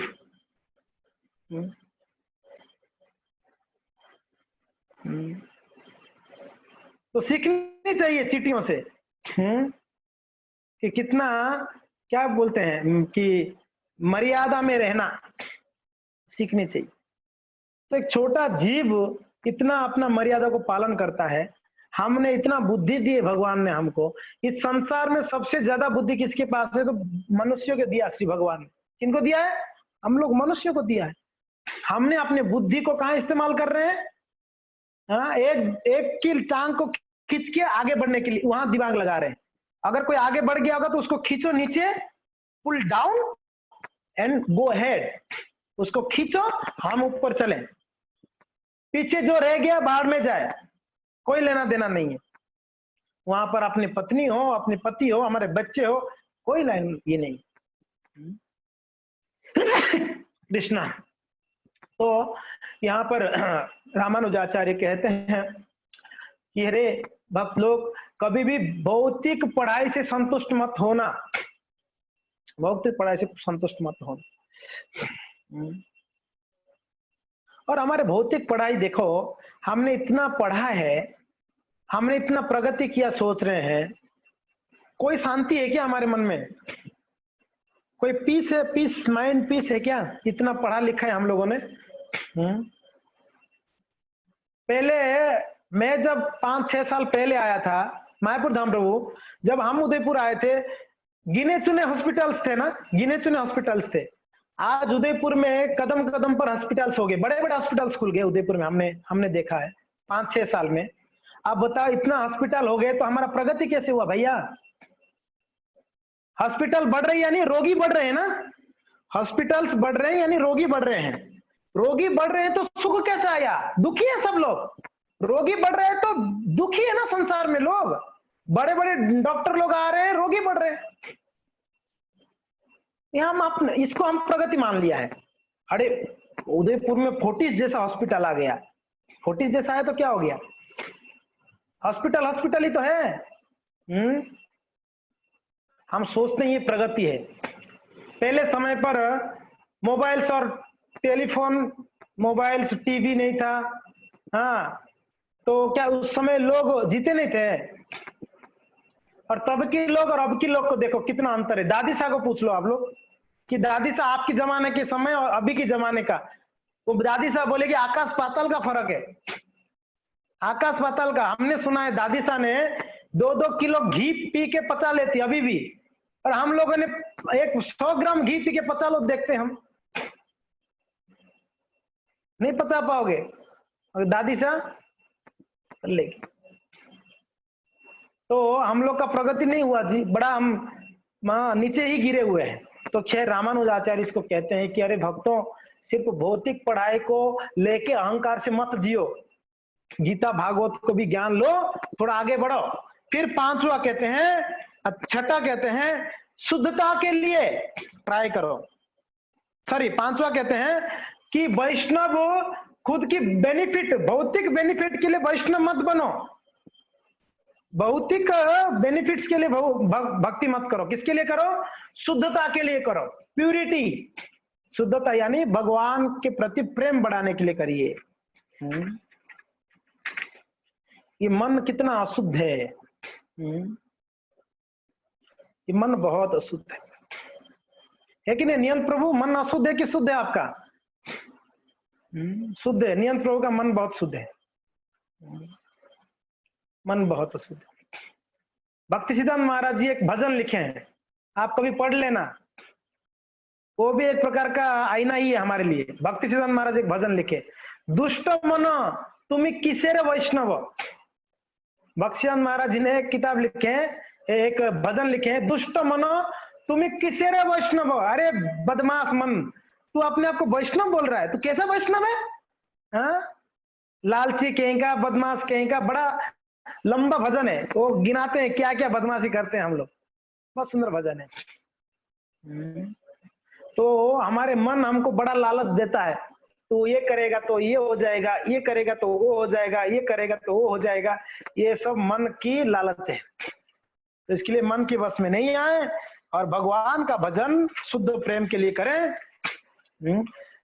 7वां, 6 हो गया था, 7वां नंबर, हमेशा अपने गुरु को, आदेशों को, उपदेशों को स्मरण करें। हमेशा अपने गुरु के आदेश और उपदेशों को स्मरण करें। 7वां नंबर इंस्ट्रक्शन है रामानुजाचार्य का। और सिर्फ आदेश उपदेश नहीं, गुरु की ग्लोरीज को भी स्मरण करे, याद करे और उनको ग्लोरीज करे। गुरु की ग्लोरीज, गुरुदेव कितने बड़े हैं, कितने महान है। गुरुदेव प्रभुपाद जी के लिए क्या क्या अपनी जिंदगी में त्याग किए हैं।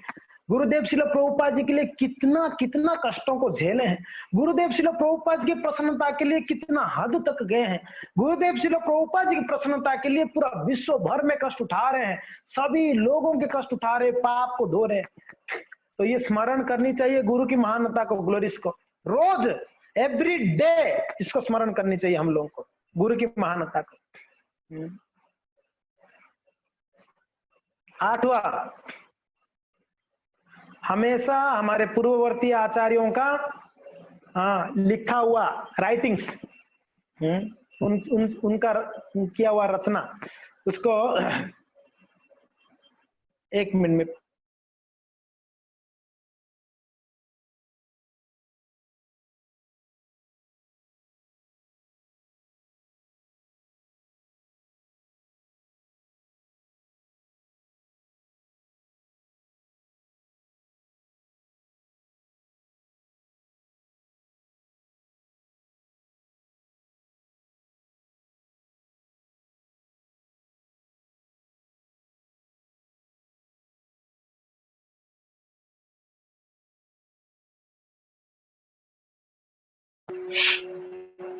हरे कृष्णा।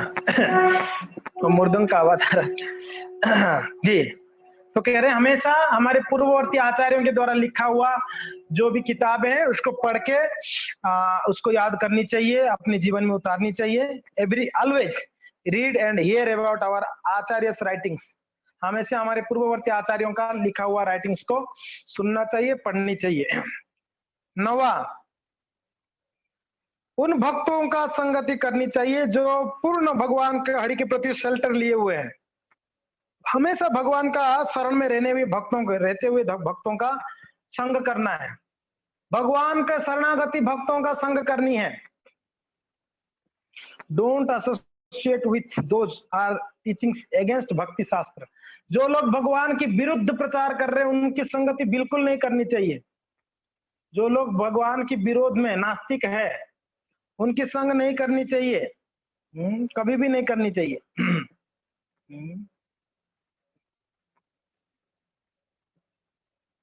कितना हो गया? 10 हो गया ना? 9 हुआ ओके। 10, नारकीय बुद्धि को छोड़िए, नारकीय बुद्धि नहीं करनी चाहिए। नारकीय बुद्धि यानी नरक में जो रहते हैं उन लोग का बुद्धि कैसा होता है। मैं आपको बताता हूँ नारकीय बुद्धि क्या है। एक श्लोक है बड़ा सुंदर।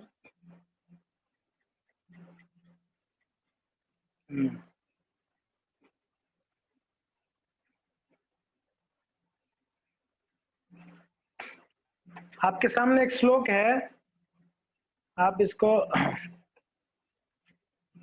थोड़ा जूम कर सकते हैं आपके मोबाइल में। नरक की बुद्धि क्या है, नरक में जो रहते हैं उन लोग का बुद्धि कैसा है। उनका बुद्धि है अर्चे विष्णु शिला।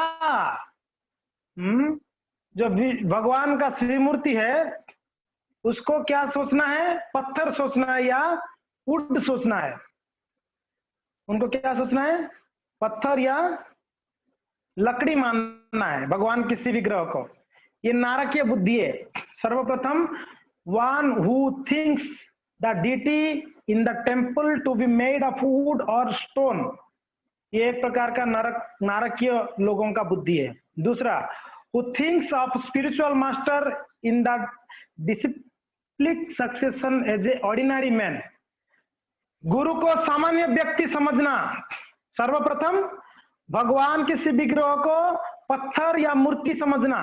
दूसरा, आध्यात्मिक गुरु को सामान्य व्यक्ति समझना। तीसरा, who thinks the Vaishnava in the Achyuta gotra to belongs to a certain caste और क्रीड, और हु थिंक्स, तीसरा क्या है, वैष्णवों को कोई जाति में तुलना करना। ये तो शूद्र है, ये तो वो है, ये तो कायस्थ है, इस प्रकार से जो सोचना है ये बहुत बड़ा एक नारकीय बुद्धि है। वैष्णव का कोई जातिवाद नहीं होता है, वैष्णव इस सबसे ऊपर है। तो ये भी एक प्रकार का क्या है, नारकीय बुद्धि। और लास्ट में कहते हैं हु थिंक्स ऑफ चरणामृत और Ganga water as a ordinary water is taken to be residential of hell, जो व्यक्ति ये भी सोचता है चरणामृत या गंगा जल को सामान्य जल मानता है, वो व्यक्ति भी, ये सब नारकीय बुद्धि है, ये सब नरक में जाते हैं ये लोग सब।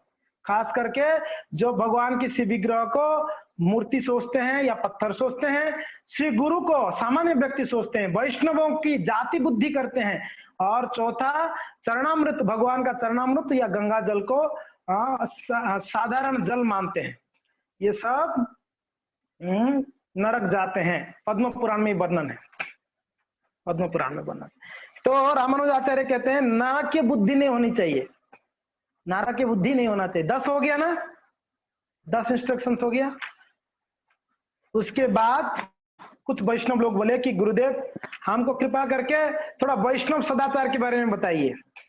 हमने कल आपको बताए थे कुछ वैष्णव सदाचार के बारे में, तो रामानुजाचार्य कुछ वैष्णव सदाचार कह रहे हैं।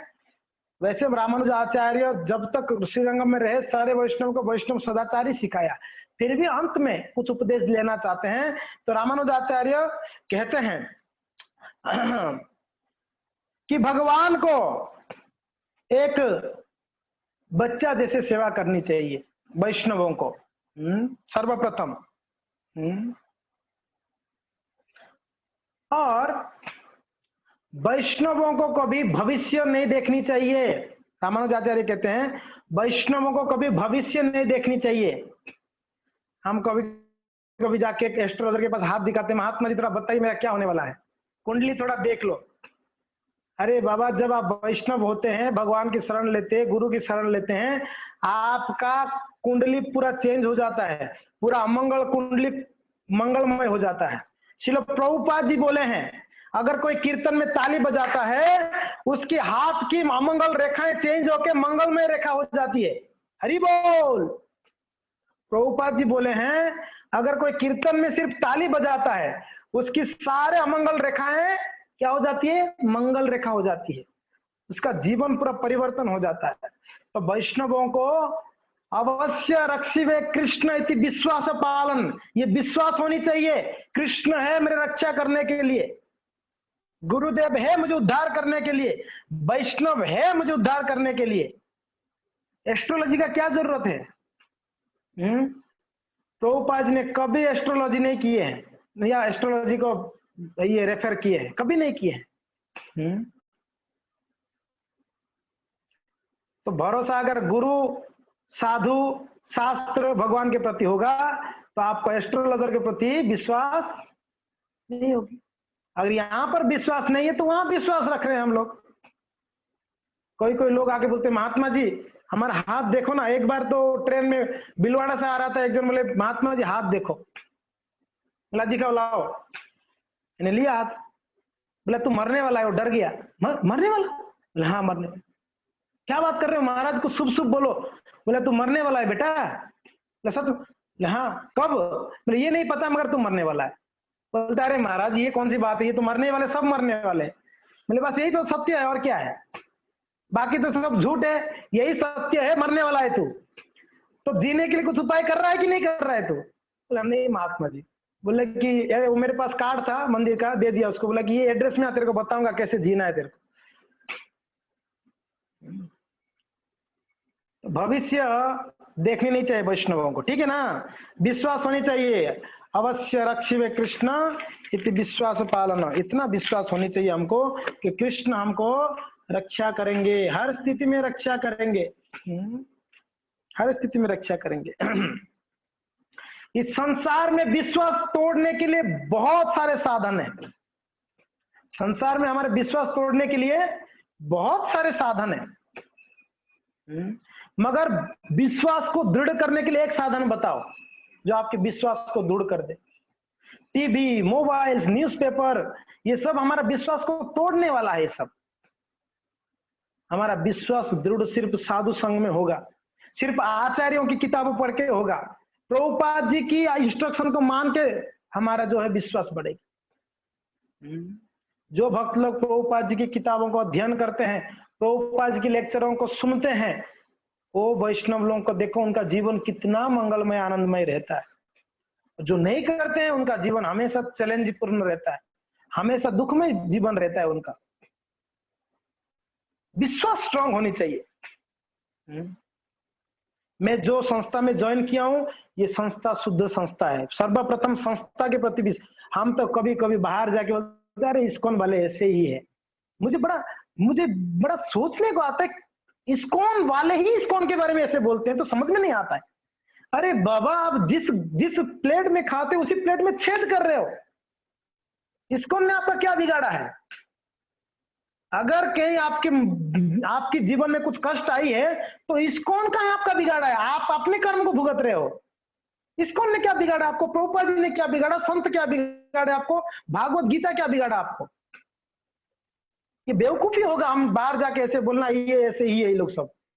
नहीं नहीं, ऐसा कभी नहीं बोलनी चाहिए, बिल्कुल श्रद्धा होनी चाहिए। दूसरी बात है, हम सब एक परिवार वाले हैं, हम सभी एक परिवार में हैं। प्रभुपाद महाराज ऐसा एक परिवार बनाए हैं जहां पूरा विश्व के लोग आके रह सकते हैं, इस परिवार में एकत्रित होकर बड़ा आनंद से रह सकते हैं। मान लो कभी परिवार में कोई भक्त में थोड़ा मतभेद हुआ तो क्या बाहर जाके बोलेंगे आप लोग? घर में पति पत्नी का झगड़ा, बाहर जाके आप ढिंडोरा पीटते हो मेरे पत्नी के साथ झगड़ा हो गया करके? नहीं ना। घर में कुछ भी अनमन होती है तो बाहर तो नहीं बोलते हम लोग। तो ये एक परिवार मानो ना इसको। इस परिवार में भी कभी कुछ ऊपर नीचे हो जाता है, कभी भक्तों के अंदर हो भी गया तो वो भी बाहर तो नहीं बोलो, आपस में उसको सुलटा देनी चाहिए ऐसे चीजों को। क्योंकि ना हम लोग मंद बुद्धि है, हम लोग नारकीय बुद्धि है हम लोगों का, हम लोग बड़ा नीच है। हर स्थिति में हम अपना दिमाग लगाते हैं, मूर्ख दिमाग, तो कहीं ना कहीं प्रॉब्लम हो जाती है। तो उसको बड़ा प्रेम से दहाड़ नहीं बोलनी चाहिए। अच्छा चीजों को बोलो जितना बोलनी है। हम लोग का बुद्धि ऐसे हो गया, इतना अच्छा चीज इस्कॉन के अंदर है, संतों के अंदर है, वो सबको छोड़ देते हैं। वो मैं आपको बताऊं, शर्म आती है। कल एक व्यक्ति मुझे 9 बजे फोन कर रहा है, बोलता है महाराज कहाँ रहते हो? बोला कौन बोल रहे हो? मुझे लगा वो पिया हुआ ऐसे लग रहा था। मतलब क्या हो गया? अननोन नंबर था। बोले कहाँ रहता है तू? बोला कि रहता हूं मैं नवरत्न में। नवरत्न में रहता है ना?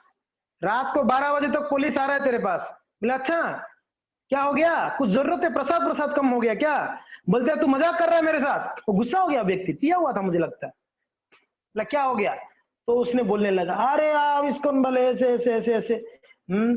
वो कोई मंदिर में जाके रुके थे, उनसे गेस्ट हाउस का चार्ज कुछ 3 दिन के बाद, लाइफ मेंबर के लिए 3 दिन तक उनका गेस्ट हाउस चार्ज नॉर्मल रहता है, उसके बाद में थोड़ा हाई रहती है। तो उनको कहीं हाई लगा दिया गया चौथा 5वां दिन, तो वो भड़का हुआ है, कोई मेंबर ही होगा शायद। तो चला मैं बोला कि भैया ऐसे नहीं है, वो गाली दे रहा था तो मैं उनको ब्लॉक कर दिया नंबर को। तो खैर मैं इसलिए बोल रहा हूँ कि छोटा मोटा प्रॉब्लम्स होते हैं उसको प्रेम से सुलटा देना चाहिए। तो इस बात को कहते हैं रक्ष्य सती विश्वास, भगवान के ऊपर पूर्ण श्रद्धा विश्वास होनी चाहिए, आचार्यों के प्रति पूर्ण श्रद्धा होनी चाहिए।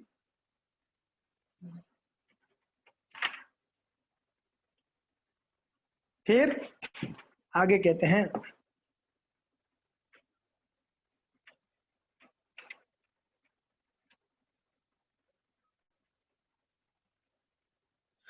दूसरा, सर्वप्रथम वैष्णव आचरण में बोलते हैं कि वैष्णवों को भविष्य नहीं देखनी चाहिए। दूसरा कहते हैं सारे कार्यों को कृष्ण से जोड़ के करनी चाहिए, रामानुजाचार्य कहते हैं।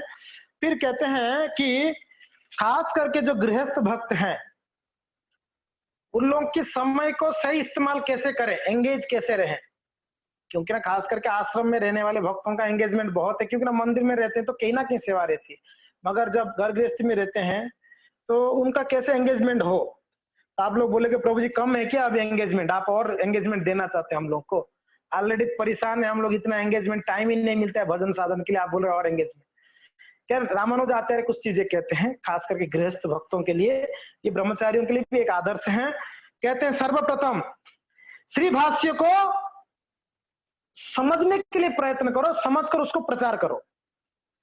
श्री भाष्य को समझकर प्रचार करो, रामानुजाचार्य कहते हैं। हमारे लिए गीता भागवत को पढ़ के समझना है और उसको प्रचार करना है, पहला चीज है। पढ़ना आसान है, समझना हम पढ़ तो लेते हैं, ब्ला ब्ला ब्ला, कितना पढ़ा? 5 श्लोक पढ़ लिया आज 1 घंटा, कितना समझा? बोला कुछ नहीं समझा। होती है ना ऐसा, बहुत पढ़ा मगर कुछ नहीं समझा। तो थोड़ा समझेंगे तो ही बोल पाएंगे, प्रचार कर पाएंगे दूसरे को। इसलिए जो प्रचारक होते हैं उनको बहुत पढ़ना पड़ती है, उनको बहुत पढ़नी पड़ती है। हमने देखा जो प्रचार करते हैं बड़ा दिन भर पढ़ते हैं, नोट्स बनाते हैं, सुनते हैं वो लोग, फिर बाद में जाके वो 1 घंटा 1.5 घंटा 2 घंटा सिखाते हैं लोगों को। तो आप समझेंगे तभी दूसरों को समझा सकते हैं। तो रामानुजाचार्य कहते हैं पहली बात है कि गीता भागवत को समझकर प्रचार करो। दूसरा, हमारे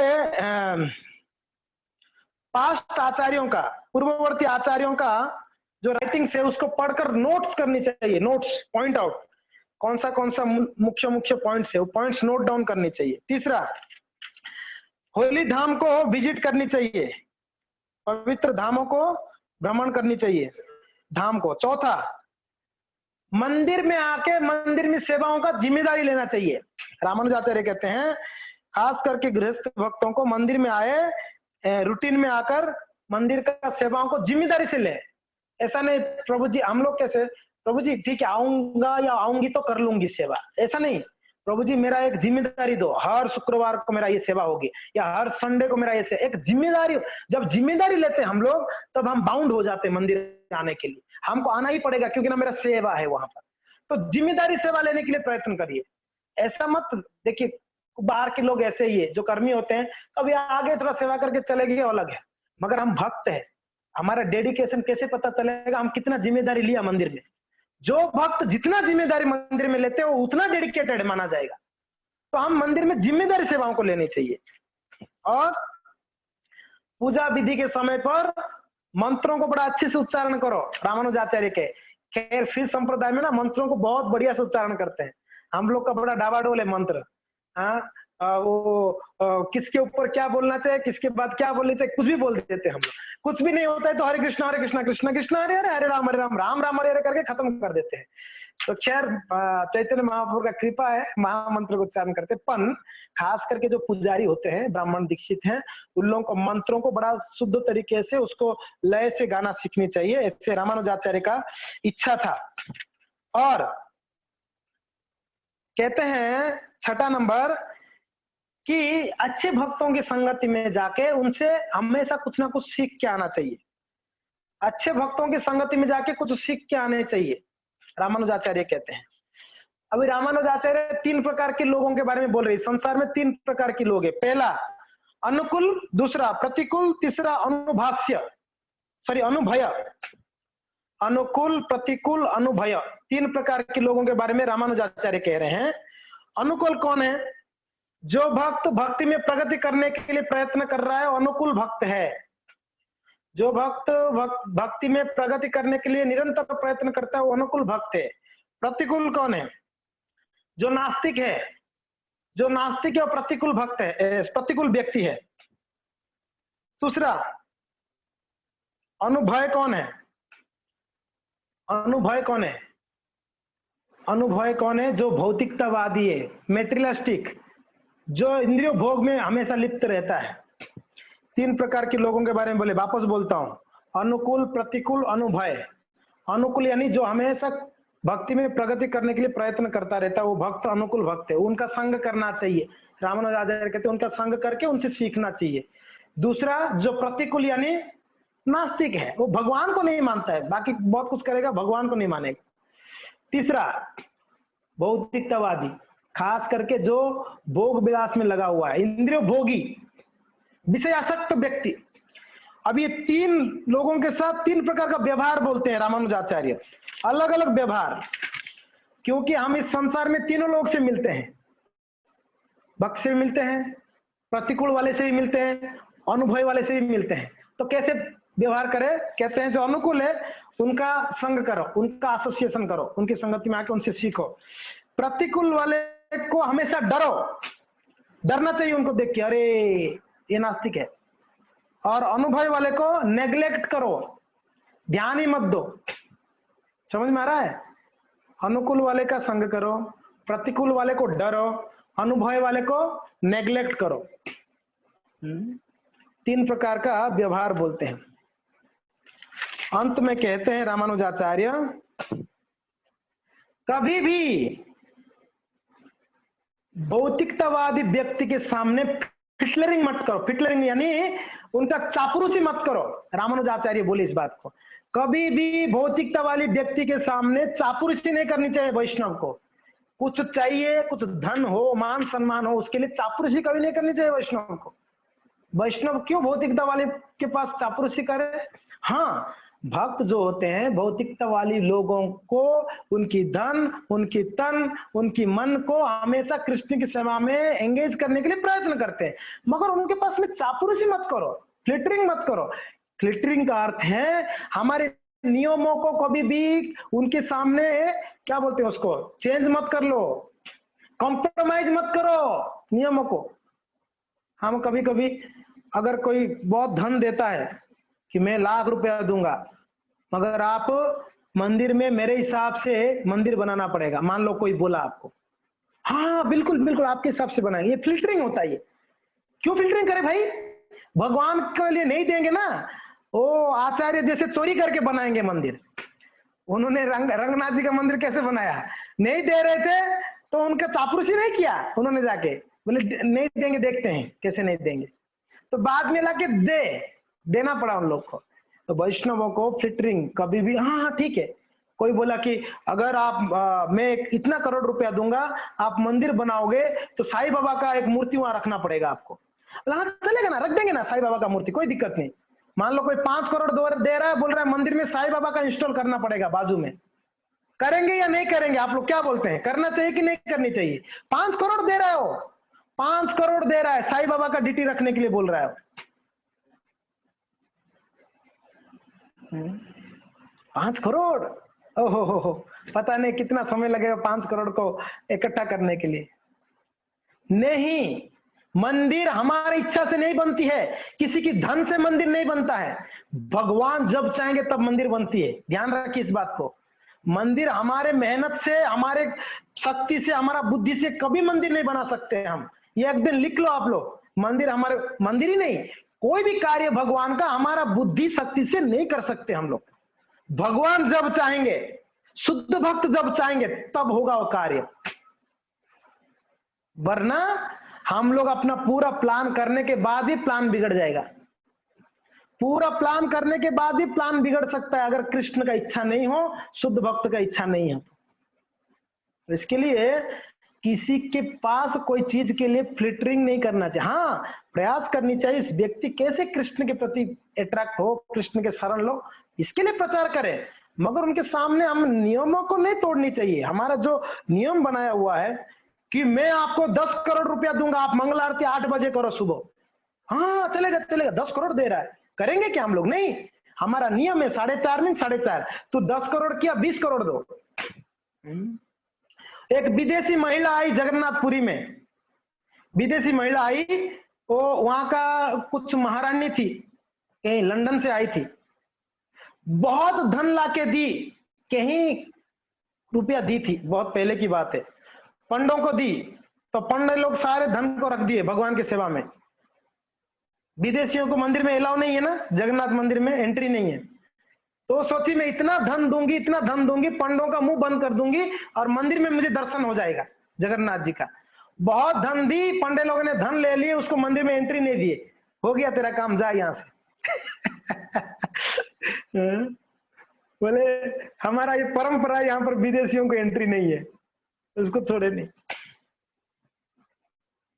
तो हमारा जो नियम है, नियम में कभी भी अनगनी नहीं करना चाहिए, उस नियम को बड़ा स्ट्रांगली पालन। तो यहाँ रामानुजाचार्य कहते हैं कभी भी भौतिकतावादी लोगों के सामने चापलूसी नहीं करनी चाहिए।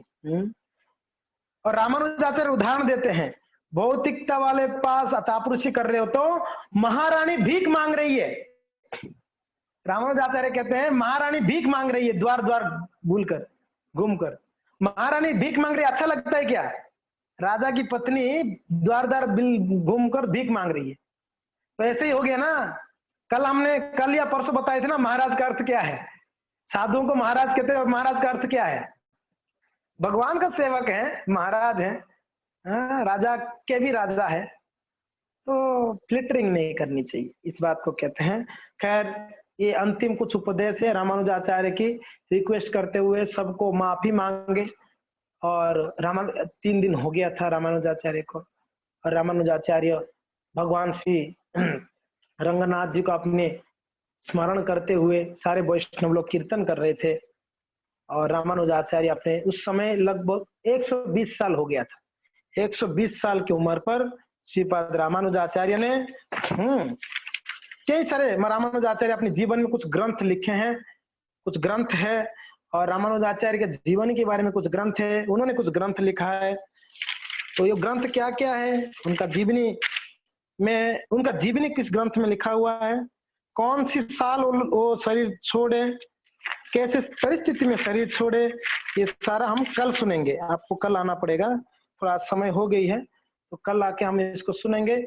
और मुझे लगता है कल रामानुजाचार्य का कथा का विराम देंगे, हम रामानुजाचार्य को वैकुंठ पहुंचा देंगे, है कि नहीं। तो लगभग 21 दिन हो गए, यानी 7 × 21, अगर भागवत कथा करते तो 3 भागवत कथा हो जाती, 7 7 7 7 × 21 दिन हो गया हमारा